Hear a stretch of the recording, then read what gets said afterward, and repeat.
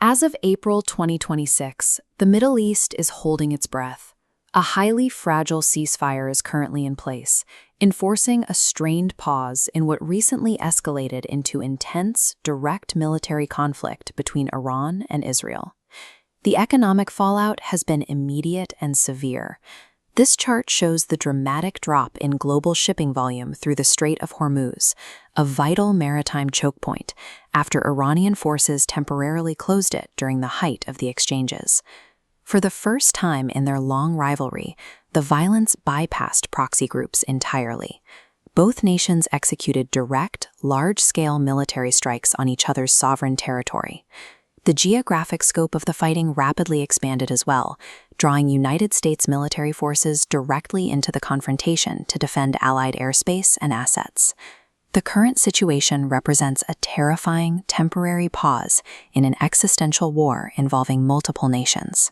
But to understand how we got to the brink of regional collapse, we have to look back to the mid-20th century. Under the Pahlavi monarchy, led by the Shah, Iran and Israel actually maintained quiet, pragmatic relations.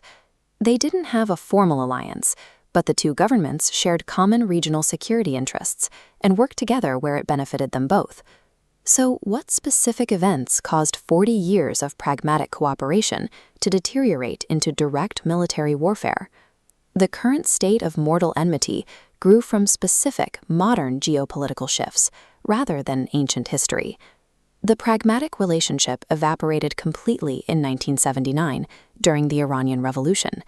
The newly installed theocratic government in Tehran immediately severed all diplomatic ties. They adopted a fierce anti-Zionist stance, officially labeling Israel a colonial outpost in the Middle East.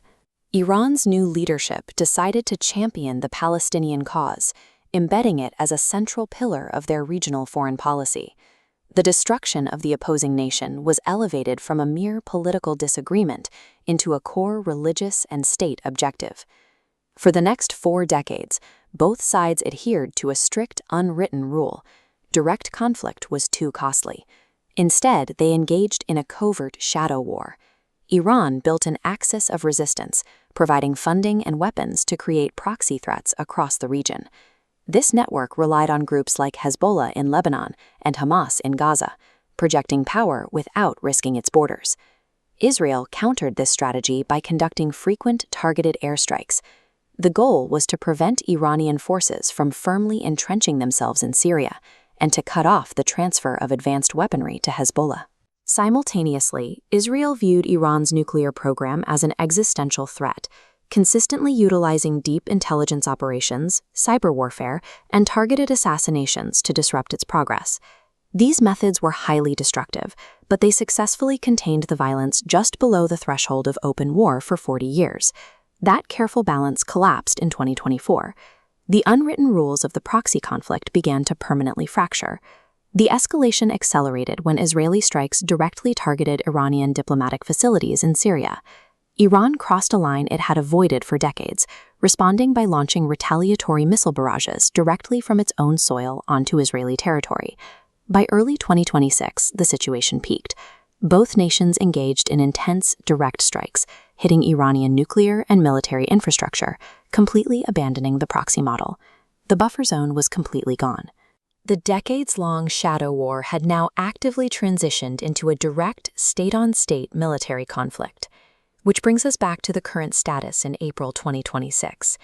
A fragile ceasefire is holding, but low-level military skirmishes continue constantly in places like Lebanon.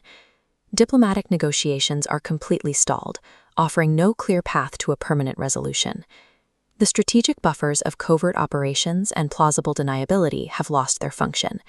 With the safety net of the shadow war completely destroyed, the Middle East now sits exactly one miscalculation away from catastrophic, uncontained war.